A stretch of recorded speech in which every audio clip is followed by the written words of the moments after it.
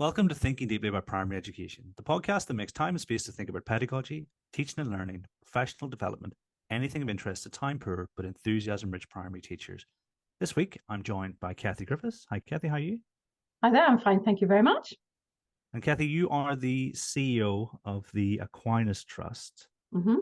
and you've very kindly given us some of your, and what I'm sure is very precious time, to discuss the role of the CEO and how that impacts on different areas of the school. But I thought it'd be good to start with a little bit about who you are and how you got to where you are today, if that's okay. Yeah, absolutely. Um, right, so I'm a teacher. I think I'm still a teacher. I've been a teacher for all of my career. I started as a secondary school teacher. All of my teaching has been in inner London until I moved here to leafy Bromley. So I've worked my way through at secondary level of being a teacher, being a head of department. I've done a very linear move, head of department, and then to what would have been assistant head, 2 deputy headships. And then one day I was sitting comfortably in a deputy headship in a school that I really loved. It was my second deputy headship, and I saw a job advertised to be the founding head teacher of a brand new Church of England secondary school. And I thought, wow, amazing. That's something I would love to do. Um, and so I don't think I'd set out with ambitions of wanting to be a head. I just wanted to be a teacher. And so in 2004, I had the privilege of founding a brand new school. We grew that school from scratch. And then in 10 years ago, in 2013, we founded the Aquinas Trust. Now, I would describe myself as a reluctant CEO, very much so, and particularly back in that time. But it came about because it was at the time when the Multi-Academy Trust movement was really getting started. We worked really closely with feeder church primary schools, particularly, well, church and community, but there were 8 schools in particular we really worked with. And it was some of the heads there saying, we don't want to be swallowed up by a Multi-Academy Trust. It was very toxic at the time. So for protectionist reasons, our trust started. And so for 2 years, the final 2 years of my headship, I was executive head of the secondary and CEO of the trust. And when we grew to being 5 schools in the trust, I was delivered an ultimatum by the trustees. You can be the head teacher of the secondary school, or you can be the CEO, but you can't do both. And so I had to make the decision. And here I am, and I've grown with it ever since. We're in year 10 now of a trust of 11 academies. And you haven't looked back. I think I've looked back many a time. Yeah, you described back then. I mean, it was almost akin to the Wild West. You know, everyone was sort of finding their way in a It was unknown landscape. crazy times. It was crazy times. And with hindsight, anybody wanting to be a CEO now, there are lots of rules and regulations of how you do things and a handbook to follow. But then we were literally making it up as we went along. All of the regulation and everything came afterwards. And I think that's where some multi-academy trusts got a bad reputation because of some things that people did. And some people did do some things that I would say weren't very ethical. But there were those of us who just thought, I'm just a teacher trying to do my best here. And we grew. And we probably started with schools almost operating autonomously. And then we started to come together and the collaboration just grew and grew. And now we're a thriving trust. So yeah, different times now. Very different proposition being a CEO now to what it was then. Yeah, I think ethical is really an interesting word because obviously Shannon Doherty is on the podcast regularly. She talks very highly of everything that happens at trust level, because you seem to find this balance between teachers and pupils and getting the best for everyone. And so that's really, one of the driving forces. I thought it'd be great to speak to you because you've managed to strike that balance despite having little guidance in the initial stages. Despite it all. Yeah, I think that comes from a place of whatever the mechanisms, wherever the legalities are, and I'm very aware of my legal responsibilities for sure. But at the end of the day, whatever you call it, this is still about education. This is still about children, young people who get one shot at this, and you need to make it the best. And so it is still about schools and leading children and, developing them and delivering the very best for them. And if you hold on to that as your central mission, this is about, for us, we have our mantra here is life transforming learning. And if you hold on to that's what this is about, and you ground everything in doing the right thing for children and young people and the staff that deliver for them, you can't go far wrong. Everything else will find its way. But sometimes people go too far the other way. And try to make it very, very corporate or very financially led, and that's when things start to unpick, really. Absolutely. I mean, I think it makes sense to establish sort of the parameters of the conversation. What role does the CEO of a multi-academy trust perform, and is it consistent across trusts? No, there's the question. I think there is now absolutely a very clear blueprint about what a CEO does. So if I start first of all by saying that a multi-academy trust, we're a company limited by guarantee, and we're a charity, and it starts there. And our whole purpose is about delivering high quality education. That's what it's about. It's, what's the phrase? For the advancement of education. That's why trusts exist. And so the role of the CEO, there's very clear job descriptions, which would be consistent across the board. There would be, if I talk about what a CEO does, so the first thing is, I feel that I am totally responsible for the education of children and young people in all of our schools. I lead a team of executives that are able to make sure that the trust and the school does this in a sustainable and best way possible. So you referenced Shannon there. It's about people having your experts based in schools and at the centre who really support head teachers and their teams to do their jobs effectively. And so I might be the person ultimately accountable, but this works as a team. It certainly does here in our trust. And so we're driven by making sure you've got high quality education, that all our schools are well resourced, that we've got, the right people in the right place with the right training to enable them to do that. The other big thing about being a CEO is, whilst trustees of any trust in the country, they've got something like a £1 legal obligation if everything went wrong. As the CEO, you are the accounting officer for the trust. So I have personal liability to Parliament for the spending of public money. So I'm the only one that can technically go to prison if somebody does something very wrong in the trust. So my job there is to ensure that all of the legal requirements and the statutory requirements of running the business are done. And very often that can be the hidden thing that lots of people don't see unless they reach a point of difficulty. So I would say my role is divided into half of my time is spent on education, working with my directors and head teachers and others to make sure that through our quality assurance that we do, through the outcomes that children are getting, and that's everything from phonics outcomes to A-level outcomes, and benchmarking all of that. And that is a huge part of the work. Then the other part is all about health and safety, compliance, all of that. But your second part of the question is it consistent? I think the role of CEO now is consistent in the levels of accountability, but it's all in the how you deliver it and how it's done. And that's where we don't have consistency. And I would say that there's some good things about that and some not so good things. I would say that in terms of the consistency of how a CEO works, very much there isn't great consistency beyond the job role itself, because trusts are so different. You can have a diocesan trust filled with only church schools. You can have a trust that's got 3 geographical areas over 4 different local authorities. Trusts that are predominantly primary or predominantly secondary or a mix of both. And so that's going to determine the way that you work. There's also a big difference in how you operate your trust. With if you have a trust and they're all converter academies, they were all good and outstanding and they came together, you can work in a very different way to if your trust has 1 or 2 good schools and everybody else was an inadequate school, got an academy order, sponsored and joined you.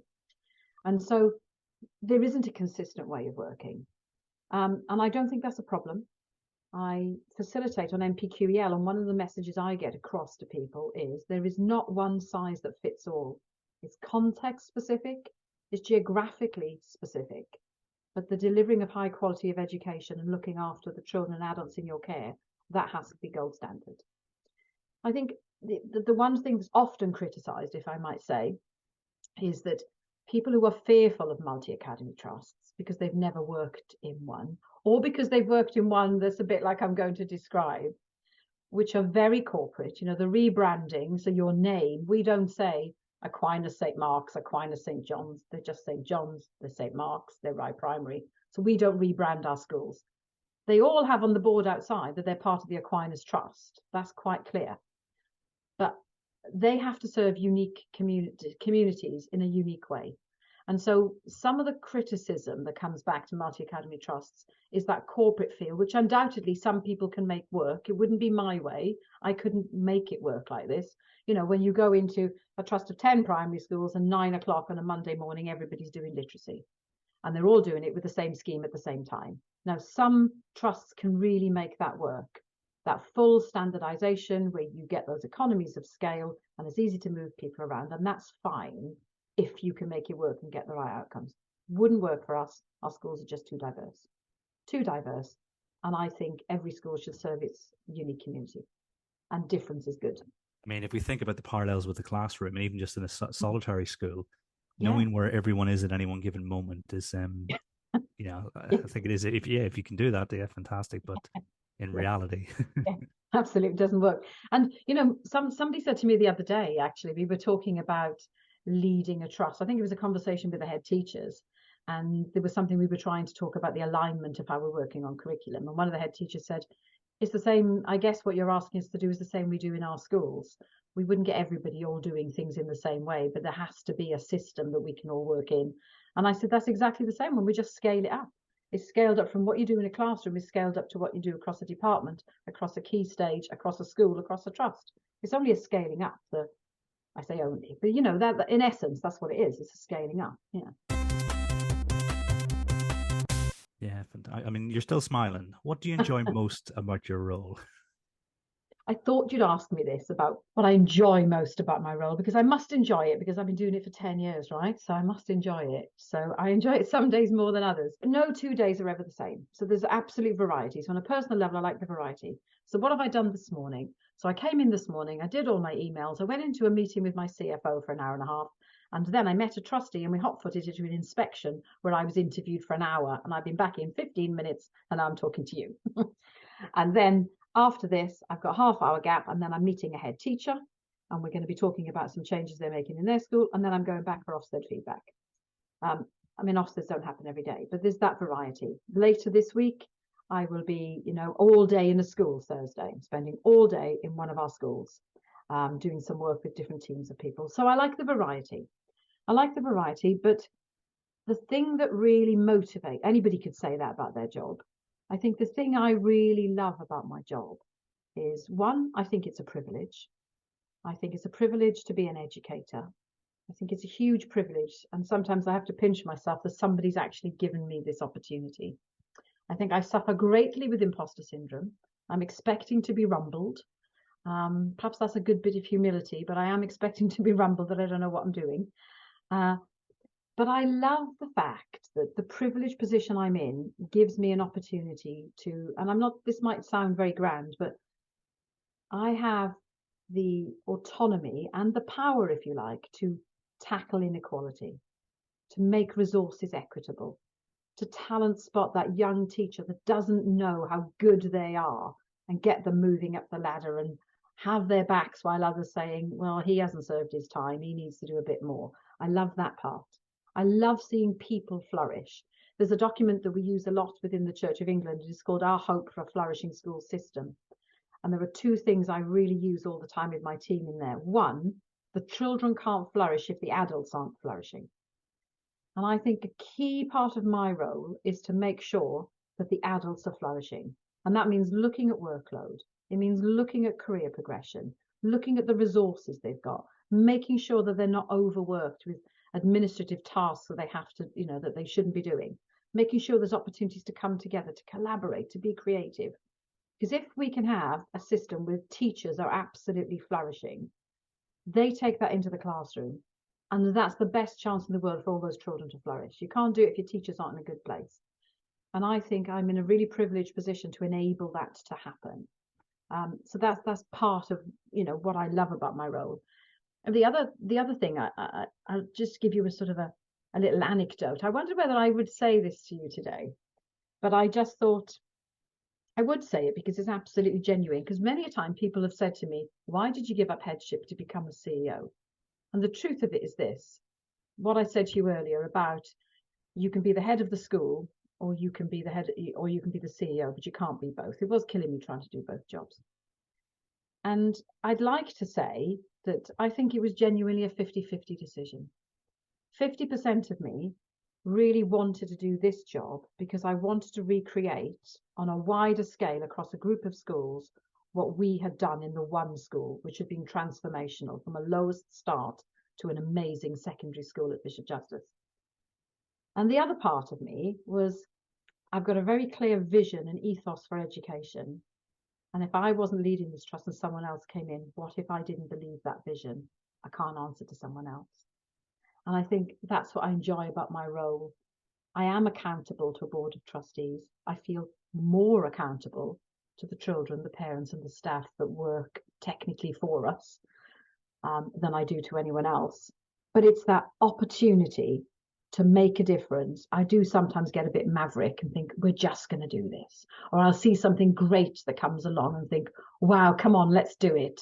And with like-minded people around me who'll go, oh, wow, Kathy, come on, yeah, let's do it. Good example would be our trust last year got rid of performance management, the whole bureaucracy of jumping through the hoops and doing all the paperwork and holding people back and having to say, can you prove you've been a really good classroom teacher?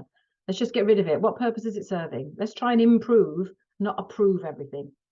So yeah, let's do it. So I did this with my staff saying, yeah, let's do it. The team all worked on it, put everything in place. Everyone will automatically progress up the pay scale, progress up the pay scale. And if they're not on competency, then it would be paused if they're on competency.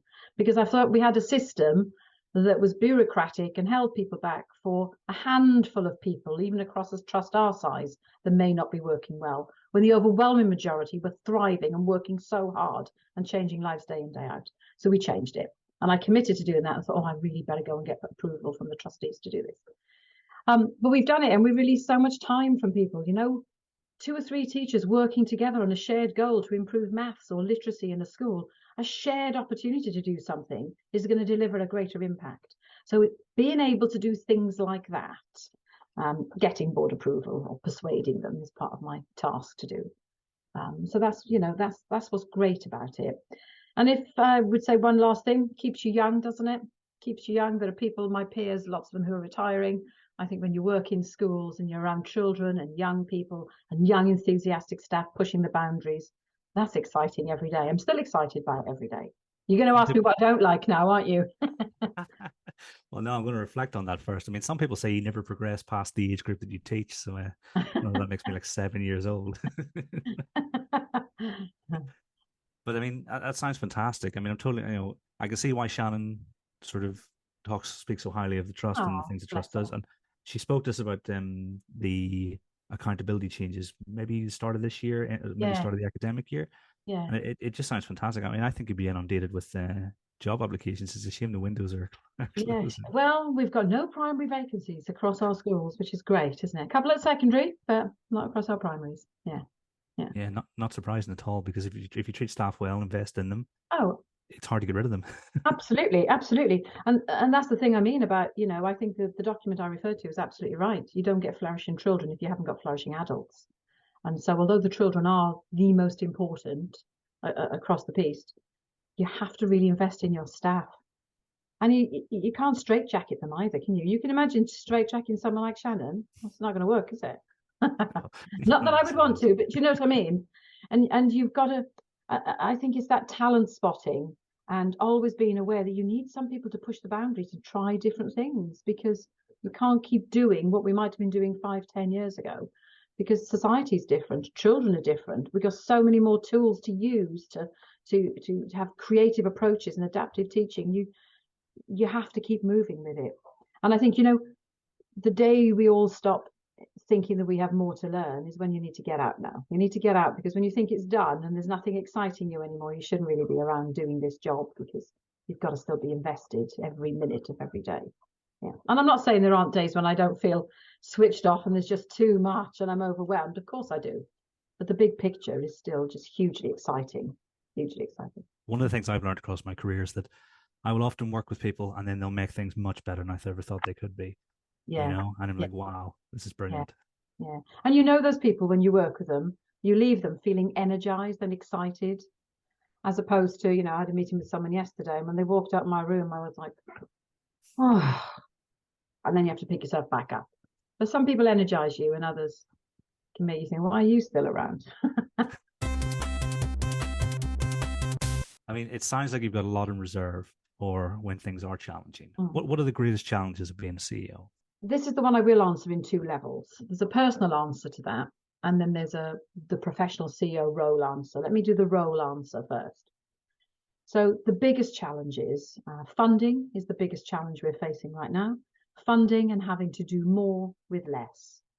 We've got children coming into all our schools, you think particularly at primary, with such complex needs, and yet the money to support them just isn't there. We've got primary schools across the piece now with falling roles, and that obviously has an impact in terms of funding. I think the other challenges are, and although we've done really well with this in terms of recruitment, it is recruitment and retention and keeping people motivated and finding new opportunities so you can keep the very best. Because in challenging times, children experiencing so much change need continuity. So recruitment, retention keeps me awake at night. I'll find any creative way to keep somebody really good rather than lose them.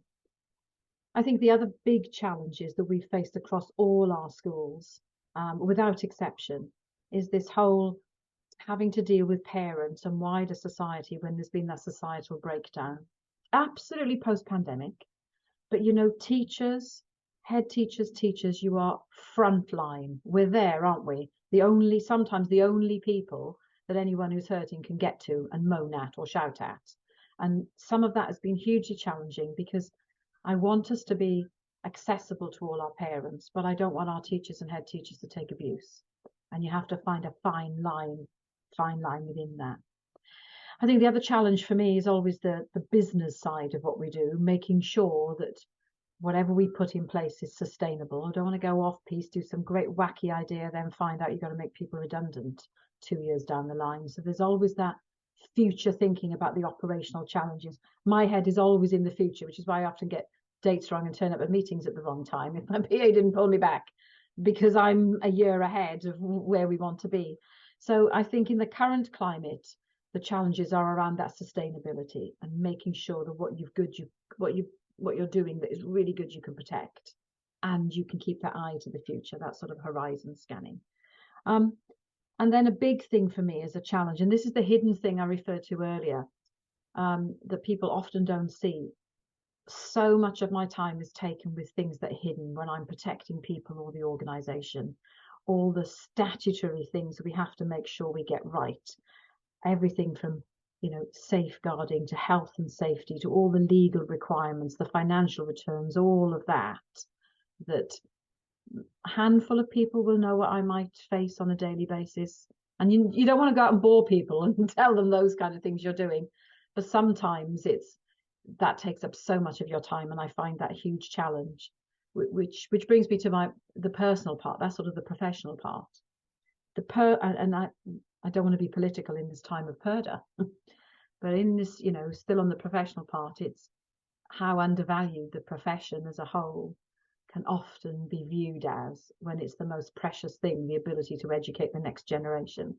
And I get really frustrated with the way that the media and others and different political parties talk about their perception of teachers or of young people, which is not my lived reality of how they are. So some of that is hugely challenging, and you have to be careful in this role that you don't become too outspoken, but you also have to use your voice in the right places where you can.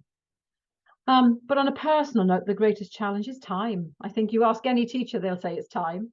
But for me, it is time, and it's the time to manage all those competing responsibilities, from everything you have to do the day job and keep up to date with trustees and engaging them and responding to the challenges that come in. Somebody could knock my door now and there's a crisis somewhere and somebody needs advice, that sort of thing, with really wanting to spend time in schools, doing things with children, being around staff.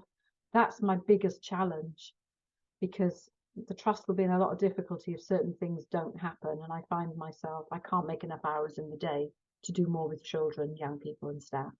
And that's what I find hard. And that's where the guilt kicks in for me. I want to be more visible and out there. And the job often drags me back into not being able to. Then every now and again you say, sod it, I'm out there, I'm doing it. Tell them to wait. And other people, oh, you can't tell. Yes, you can. Cancel the meetings. I'm going into this school. So it's that, really. I mean, I can imagine you could probably fill 20 of the 24 hours a day. How Oh, have you found your work-life balance over the last 10 years? And has it improved or lessened?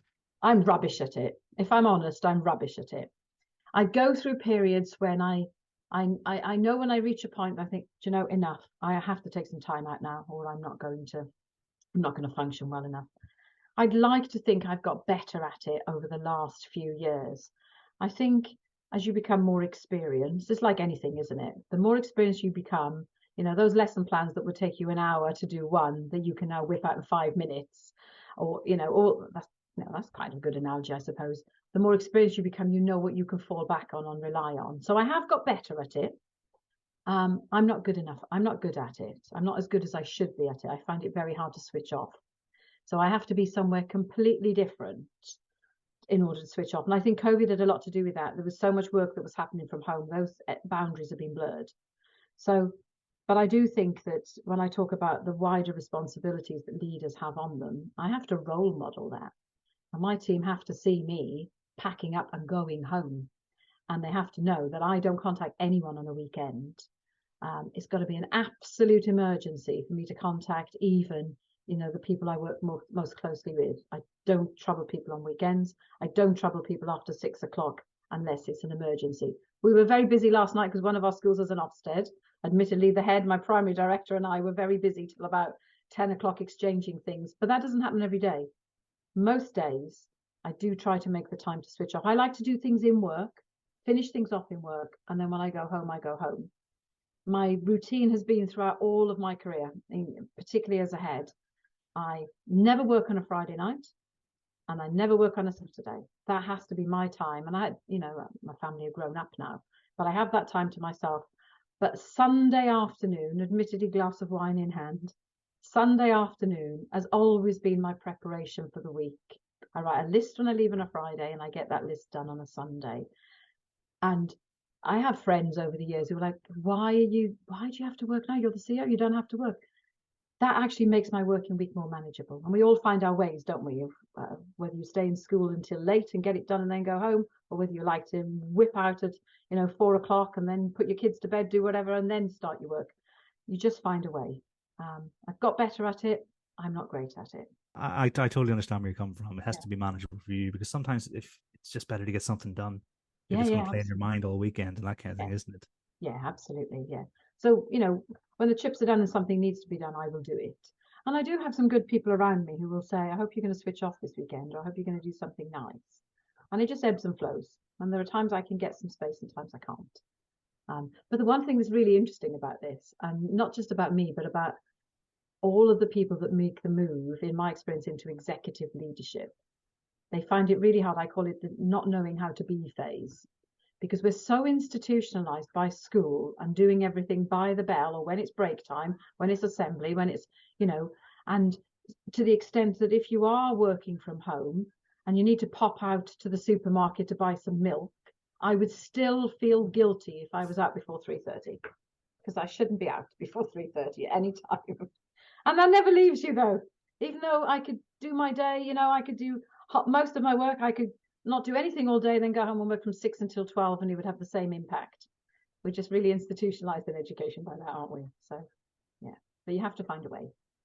I mean, I think psychologists should study that phenomenon because it's Yeah. definitely very real. My wife was off on Friday. My oldest son really badly broke his finger during some Mm. wheelchair rugby, Oh, great. and he had an operation late at night. She was with him the next day, Mm. and she still felt bad for not being in school, I even though know. it had all been covered and stuff. But that's just I know. It just doesn't leave you, does it? psychologically. No, that's right. That's right. Yeah. Yeah. Yeah, so it takes some getting over. So that Yeah. I'm still not over it, if it helps. I'm still not over it. I don't think it ever leaves you. Maybe once people retire, they can, because that's the thing, isn't it? When people retire, the first thing they say, 9 times out of 10, the first thing they say is, I'm going on holiday first week in September because I can. yeah, Yeah, that's the thing. Yeah, yeah. Mm. yeah, and I'm sure a lot of people who are in trust wide roles for the first time say they've been class teachers for a long number of years, and then all of a sudden they've got this free inverted commas time Absolutely. on their hands. Yeah, yeah, absolutely. And actually, what I tend to do with those people is I spend my time asking them to create some space and slow down because they overcompensate and they think they ought to be doing more because they're not trapped in a classroom. Trapped, they're not bound by those classroom rules. And so they do more because they feel guilty. And in my experience, well, certainly here, they all work too hard. And I say to them, and that's why when we come to, with my exec team, I make all of them tell me the 2 weeks that they are taking out. They're all on leadership, where the head teachers are on leadership paying conditions. I say that you have to tell me the 2 weeks when you are off. And they go, well, I won't be. So, well, you have to. You have to have at least 2 weeks. I don't care what you do with the rest, but 2 weeks, you've got to be out. You've got to recharge those batteries, or you'll be good for no one else. You have to do it. I think, ironically, the private sector and people not working in education, very often, they will say, teachers, you get these 13-week holidays, all the rest of it. And yeah, who does? I think we actually take less holiday. The people around me take far less holiday because they've just worked through it thinking they've got this different space from the confines of the school day. So interesting. Yeah, you're right. There's a study in there for someone. Yeah, definitely a study in there. Yeah. The next one I'm actually really excited to ask because having heard about all the great things you're doing, what are your guiding principles for effective leadership? I'd say the first thing is an understanding that education is it's a privilege. It's a privilege to be given the responsibility to educate. And education is transformational. It underpins everything that we do. And I think that always, if I talk about effective leadership in education, first of all, always having the child or the young person at the heart of every decision you make. That's your core purpose. Doesn't matter what important fancy title you get, of a teacher development lead, an assistant head, an executive head. If you're in education, your leadership has to be focused on what's happening with children and young people and the staff that are serving them. So if you're held with those principles, in terms of wider leadership, I think it's about being a relational leader. I think for me, it's taking the time to listen to people. And I mean, genuinely listen, not having your to-do list in your head and just hearing what they say and move on. I'd like to think that it doesn't matter how busy, I know it doesn't matter how busy I am. If somebody says they need to come and see me and they come, I am there for them and I am present and I am with them. And the best leaders do that. And I never want anyone to leave me after a discussion, however heated it is. I always want them to leave me feeling better than when they came in. And I know that, all the work about don't catch, the chimp paradox and don't do that. Yeah, you can do that. But at the end of the day, when you're in that top leadership position, I believe in servant leadership. You are there for the people that work with you. Because if I can do that for them, they will do so much more for the children. And it comes sort of full cycle. So my guiding principles would be about making sure people are at the heart of what you do. It would be about effective communication, knowing what to praise and when to praise, knowing what is praiseworthy and what isn't. Also knowing that sometimes you have to just do difficult. People respect you for taking difficult decisions and being a straight talker. And I think leaders have to have that balance of both. I think authenticity is important. I would hope that anyone you speak to in this trust would tell you what I stand for. And they would give you some of the words I use all of the time. I mean, some people take the proverbial out of me for it. Go on. Isn't this where you say all children irrespective of the start point? But I mean that. It's not where you start, it's where you finish. I'm the kid from the council estate that shouldn't on paper have amounted to absolutely anything. But education was transformational and got me to where I am. And so I do think it's about all children. And I do think as a leader, you have to be consistent in your messaging and what you stand for, even when people don't like it. And you can disagree well. That's a real thing. You have to learn to disagree well with people. You don't have to fall out. You can hold true to what you believe. And so I think I'd sum it up. Sometimes you lead from the front, and it's knowing when you do that. When you're up front, you are the role model. You're modeling what you require from others. And sometimes it's knowing when you lead from behind. When your voice and your hand isn't over any of this, but you're cajoling and encouraging and pushing other people forward. And you don't need any credit for that. You just need to see them flourish. And I think it's about both of those things.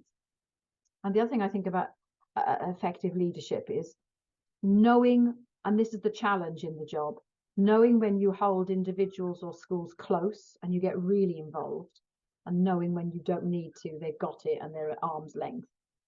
And sometimes people have to be held close, and sometimes you have to really let people loose, and people make their own mistakes. And I think that ultimately is the test of a really good leader, is that you will stand up for people when things go wrong. You'll stand shoulder to shoulder with them, and you'll step back and let them take glory and success when they've done it. And I do think that comes over time. Some of the things I'm most proud of is when you've seen people that you knew had something special about them, and you knew they were going to rise and do something, and then they do it. And you don't say it to anyone, but inside you think, I gave him that first rung on the ladder, and there's something really wonderful in that, and they're just doing it. So, and the last thing I think I'd say about leadership as well, and this is definitely me, I might have all the words, but this is definitely me, it's acknowledging that you don't have to do it on your own. You have to be surrounded by people that are experts. Genuinely, I'm surrounded by people that are better and more expert in what they do than I am. But that's okay. I think I use the analogy of, it's a much used analogy, I know, but I'm sort of the conductor of the orchestra. But I've got my woodwind expert, my percussion expert. They manage their teams, and they do. And all I have to do is bring people together and keep them moving forward. And then the music is wonderful. And I genuinely think that. And that means that you have to have the humility as a leader to know that you don't know everything. I nearly said you don't know anything then. That you don't know everything, nor do you need to know everything. You just need to know who to go to and who you have around you. And in that, there need to be people around you that will call you out. I've got a lot of those. And I'm glad. I think that's a test of my leadership and the integrity, that there will be people that will say, I'm going to say to you now, I don't think that was right what you said in the meeting, and have you thought about? And on the inside, that could really hurt, but I think I didn't see it as that. And I'm thankful that I have people around me that won't let me be blindsided. I can't do it all. And I will accept what they're saying and take on board. So I don't ever mind if I have to say, I'm sorry, I got it wrong. We're going to do it differently. And in a way, knowing that you can't do everything is quite liberating. Once you accept that you can't do and don't need to know everything, you can be liberated by that fact. Does that make sense? Makes total sense. Yeah. And what really stands out to me is that your guiding principles are almost, you can tell how they're born of experience. They're states of being, as opposed to things that can be taught on a curriculum. Is that what you try to get across whenever you're facilitating the LE, which is the executive leadership? The executive leaders, yeah. No, I talk to them about that, and I talk to executive leaders about, there's not one size fits all in being a MAT CEO. And actually, we all grow at different times, and we grow in different ways, and we're usually shaped by the things that haven't worked more than the things that have worked. And you want to be informed by research, and you want to read people's books and theories on things, because something will resonate and make you a better leader as a result. But it's got to be true. It's got to be true, and you've got to feel it. And I think I'm a bit of an emotional leader in that respect. It's got to feel right to me, as well as sound right and look right on paper. But yeah, and I do think when people come from all sorts of leadership backgrounds into coming into this role, and there's a place for everybody. And I look sometimes at certain trusts, and I think, wow, that's amazing, but I could never do what he does in that circumstance, because those schools just aren't me. And and other people will look and think, oh, I would never want to do what she does there. And that's okay. That's great. That's to be celebrated, I think. Yeah. What about introversion and extroversion? Because I know obviously extroverts are almost like the default type for teachers quite often, but I like to think that introverts can be just as effective leaders. Do you reckon you're almost past the point where actually you really need to get your point across in a certain way, or is it just as possible? I think it's funny you should say this, because I had this conversation only yesterday with a few people in my team. And they all laughed when I said this. I said, deep down, I'm an introvert. That's what I said. Deep down, I'm an introvert, and I'm quite shy, unassuming. They're all like laughing, yeah, right. Because they know me in this role. And they said, you can just go into any room. This is what somebody said yesterday. You can go into any room, whether you know people or not, and you will just talk to anyone and all of that, and you feel confident. And I'd said to them yesterday, which is what I'll say to you now, yeah, over the years, I've become experienced of walking into any room, talking to people, whether they're government ministers or parents or children. But that's the professional me. And in my professional zone, I can do that. Put me out of the comfort zone, and put me somewhere completely new. And I'm not the person that puts my hands up or asks anything. I'm really quiet. And I've learned to live into this role. So there's a balance. And I think there's a place for different people to grow in different ways through that. You don't always have to be the loudest voice in the room. And there's also a very interesting thing that I'll share with you, that this male-female dynamic as well, that I've done a lot of reading about. Because when I first started my headship, there were very few in our area female secondary heads. They were predominantly male, and then over time it changed. It's about 50-50. When I came into this role of being a CEO, everyone I worked with the exception of 2 people, they were men, all men. And then it changed a bit. But post-pandemic, it's gone back that I'm often the only female in the room. And I remember being in this meeting once where I'd said nothing, even though I felt I had a lot of good things to say. And it was a meeting of the Regional School Commissioner's office. I'm going back a few years now. There were 3 women in the room. The meeting was chaired by a man. It was clerked by a man. Everyone in the room were men, apart from 2 other women, both of whom said nothing. And I said nothing for the entire meeting, even though I had really good things I wanted to say. And I just thought, this is ridiculous. Nobody back at base would believe that I would be silent in this area. So I had to sort of bolster myself to think, how do I get a voice? So I started, reading some things, what's her name? Sheryl Sandberg, about lean in, and they're eluding me now, but different sort of people who've looked at female leadership. And I remember this one thing, and you try out a tactic, and you think, hey, I've cracked this. Yeah, I'm sure it was Sheryl Sandberg that said this. That said that if you're a woman in a room and you haven't got a voice, and it's not just about being a woman, if you're the person in the room and haven't got a voice, there was a diagram. So this is where you sit around the table. So if you've got the person leading the meeting there, you need to sit either to the left or the right, for 3 people down, be the 3rd person down from the person chairing the meeting. And be really clear that if you feel really self-conscious and really lack confidence, and this was admittedly aimed at women, you need to get your voice in first. So ask the first question, even if it's just for a point of clarity. And I thought, ooh, that's interesting. Let's see if that works. And I did it, and it worked. I was sitting there feeling a bit anxious inside. It was a topic I can't even tell you what it is now, but I was really familiar with. So instantly, and it's where the person heading the table looks. And he looked at me, and I said, yeah, I'd like to ask this question. And then I asked my question or whatever. And then somebody says, oh, that's a really good question. And then I was off. So I thought, sometimes, even though you feel like you're the introvert, that you've got nothing to offer, you just have to put yourself out there. And because how many times do teachers and others that I work with very much like this, do you think, I knew that, I should have asked that? And actually, you just have to push yourself forward. So I have learned to do those kinds of things when I'm back in my old male environment. And of course, and some people then recognize you have something to say, and others just think you're being a bit ballsy and pushy because you're a woman with a voice. But I'm not trying to be political or make any kind of gender issue about that. My real point in that is that you don't always feel confident, even as a leader, that everybody back at your place, oh, Kathy's wonderful, she does all of this, she leads. There are still those moments where you feel completely out of place.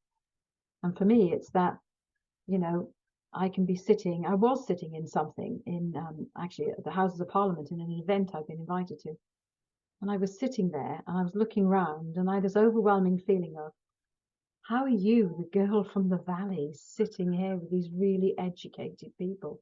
And I felt really displaced until somebody afterwards came and said, it's really great to see you here. I heard great things about the Aquinas Trust. And you're like, and instantly I'm growing again. I could feel myself sort of, I shouldn't be here. I'm not clever enough. I'm not bright enough. I'm not from the right school or the right background.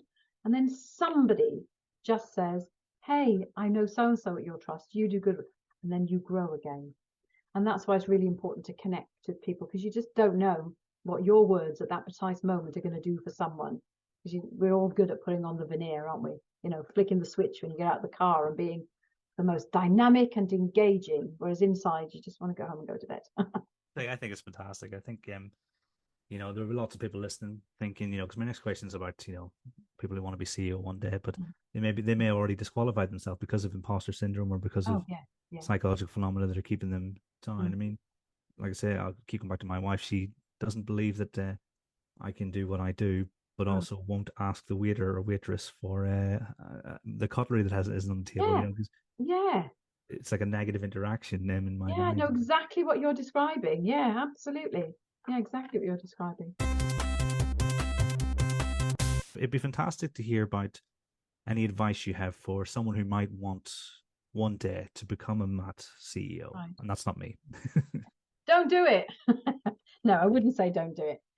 Um, I would say, I mean, I don't know how many people there are who think I'm going to be a math CEO. I think for lots of people, in the same way as, you ask that question, if you're in a room and you say, put your hands up, those of you who really want to be a teacher. I guess half the people say, yeah, I was always the teacher that, always the child that lined my teddies up and spoke to them with a chalkboard. And others, no, I just fell into it. So we come to it different ways. And I think the same is true of CEO.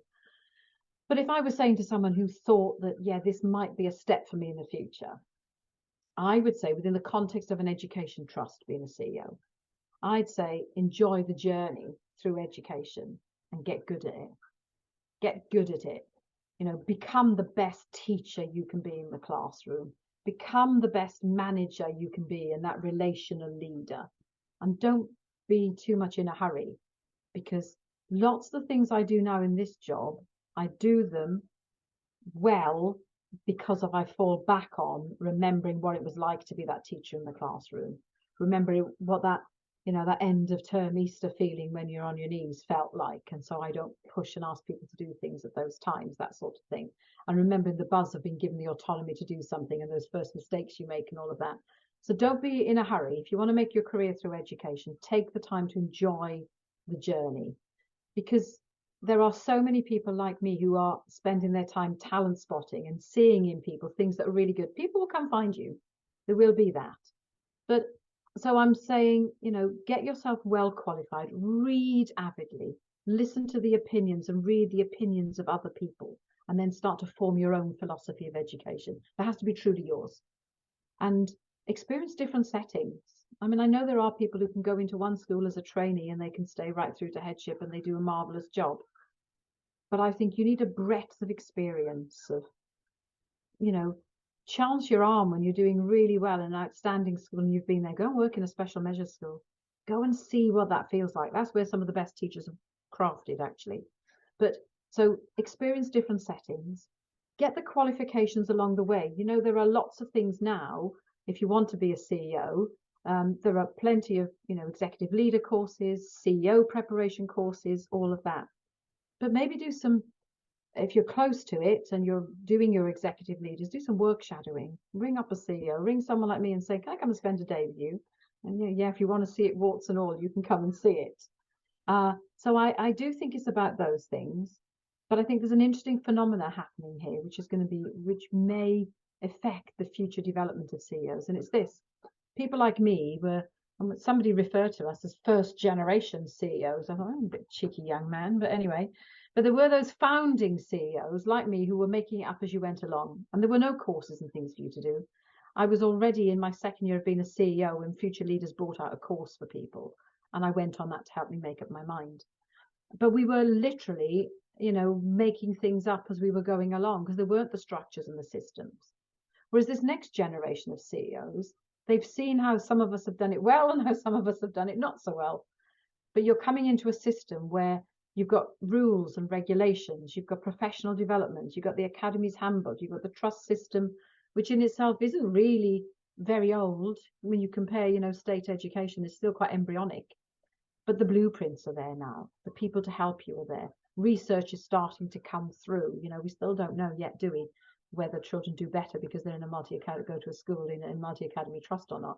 Marginally, they may do. That data's skewed, by the way, because most of us have taken sponsored schools that are in difficulty, and so you have to consider that. But so the new generation of people coming through wanting to be CEOs, there are courses. So get yourself qualified, experience different environments, start to read things and listen to people telling the stories like I'm telling, and decide whether that's something for you or not for you. But and I won't say anything controversial. There's a lot of debate at the moment about whether, because ultimately a multi-academy trust is a business, do you have to be of an educational background to do it and to do it effectively? There are people that have never been in a classroom in their life leading trust extremely well. I would say in those cases, you make sure you've got a really good director of education primary, director of education secondary. You can do it as a team. So there are all sorts of models emerging, which means there's a pathway for everyone if you wanted to do it. And I think the system now of multi-academy trust is so baked in, doesn't matter what happens politically. I don't think this is going to be unpicked. So we do need to look after succession planning and those people coming through. So take your time, I would say. There are going to be loads of opportunities because lots of us will be off vacating seats. Yeah, when I think about the demographics of the people who listen to this podcast, a lot of them in the next 10 to 15 years may be looking for that kind of challenge. I think that's really sage advice. I mean, wherever part of your career you're in. Yeah. Take your time, learn your craft and enjoy it. And enjoy the journey. It's a journey. If you just constantly, somebody once came into my office with a list. I'll just tell you this very quickly. They were a newly appointed member of staff, and he came into my office and he had a piece of paper and there were 50 steps to becoming a head teacher. And his question to me is, what are you going to do to get me there? I'm on number 24. There was a rude answer to that. Like, can you just do the job I've employed you to do and become an amazing teacher, and then you can accelerate. But I don't think it's like that. I don't know who gave him that list. I don't know if he is a head teacher now or not, but it's not about a list. Progression isn't linear for most people. So I think take your time and enjoy the journey, because you're going to need it to fall back on. Even when you reach the lofty heights of CEO, you fall back on that journey, that leadership journey. I mean, even just for chatting to you for such a small amount of time today, it's abundantly clear how the journey is what has given you the capacity to execute your role so effectively. So yeah, I think absolutely. I mean, I love the way you say, enjoy being a teacher, because it takes so long to get good at it. Yeah, it does. And then you stop doing it. Yeah, yeah. And that's, after I just spoken to you there about, the challenges, one of the things that I often miss, I'm a teacher at heart, always have been. And I still like it when I can, and I do it rarely now. I freely admit I do it rarely, but when you can walk into a place, there's an abandoned classroom, there's a group of teenagers. Remember, when I was secondary, a group of teenagers, like, oh, okay. All right, everybody, sit down. And you're like, and you've got that teacher voice, and they just listen to you and think, oh, yes, they've got it. Right. And I love that, meeting groups of people and groups of children and still there. But you're right, it takes a long time to become an expert teacher. And in my experience, those people that have tried to travel too quickly have usually fallen apart. So enjoy the journey. And, you don't give up on that journey of learning, not really in any job that you do. Well, when you do, time to go. I think that's beautiful. I think that's probably the best place to draw a line today. Hopefully you'll come back and join us again, maybe talk about more of the intricacies. Yeah, I'd be very happy to. Yeah, well, I don't mind when Shannon said to me about, would you like to do this? And I'll give it a go. I thought, I don't know. Will we be able to fill that time? Does people actually want to hear it? And then I was a bit kind of nervous in case you were a bit like, I don't know, Nick Robinson going to grill me, that sort of thing. But it's been really enjoyable. And I'd be very happy to come back and talk about any aspect of it. Yeah. That's fantastic. I mean, some people do get the full Paxman, whenever they're being really difficult with it. Oh, next time then. But remember, I have just had an Ofsted hour of being grilled about one of our schools. So, this was comparable. No, it wasn't. No one's ever compared me to Ofsted before. Hopefully they'll do it again. All that's left to do is say thank you very much for joining me. You're very welcome. It's been a pleasure. Thank you very much. And to everyone at home, until next time, thanks for listening.